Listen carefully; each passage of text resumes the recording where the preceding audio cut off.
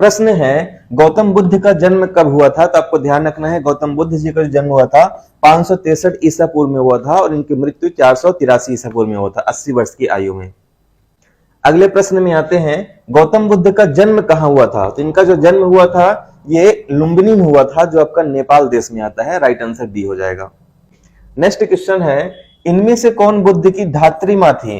धात्री माँ यानी मौसी जो थी कौन थी, हो जाएंगे महाप्रजापति गौतमी इनकी मौसी थी और उनकी माता का नाम क्या था, महामाया। अगले प्रश्न में आ जाते हैं गौतम बुद्ध की माँ किस वंश से संबंधित थी।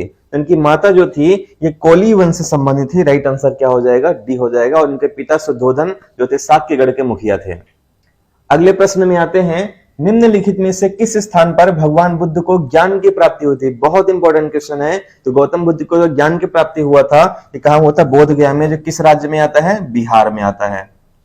अगले प्रश्न में आते हैं प्रथम बौद्ध संगीत को किसके द्वारा संरक्षण दिया गया था। इसको जो संरक्षण दिया गया था हर्यक वंश के राजा अजातशत्रु द्वारा दिया गया था।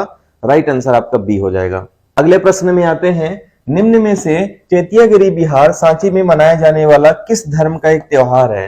तो ये जो त्योहार है कौन से धर्म का है, ये बौद्ध धर्म से संबंधित है। राइट आंसर आपका डी हो जाएगा। अगले प्रश्न में आते हैं निम्न में से कौन सा बुद्ध का दूसरा नाम है। तो गौतम बुद्ध का दूसरा नाम क्या है, सिद्धार्थ है। ये इनके बचपन का नाम है और वास्तविक नाम है।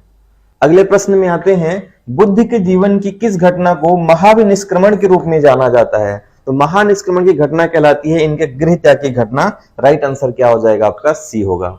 अगले प्रश्न में आते हैं गौतम बुद्ध किस वंश से संबंधित थे। तो आपको ध्यान रखना है ये शाक्य वंश से संबंधित थे। राइट आंसर आपका सी हो जाएगा। अगले प्रश्न में आते हैं महात्मा बुद्ध ने अपना पहला प्रवचन किस स्थान पे दिया था। तो पहला प्रवचन जो दिया था इन्होंने ये सारनाथ में दिया हुआ था, जो कहां पे आता है, प्रयागराज में आता है। और पहले उपदेश की घटना इनका कहलाता है धर्म चक्र प्रवर्तन। अगले प्रश्न में आते हैं सबसे पहले बौद्ध ग्रंथ किस भाषा में लिखे गए। सबसे पहले जो बौद्ध ग्रंथ है ये पाली भाषा में लिखे गए थे। राइट आंसर आपका ए हो जाएगा।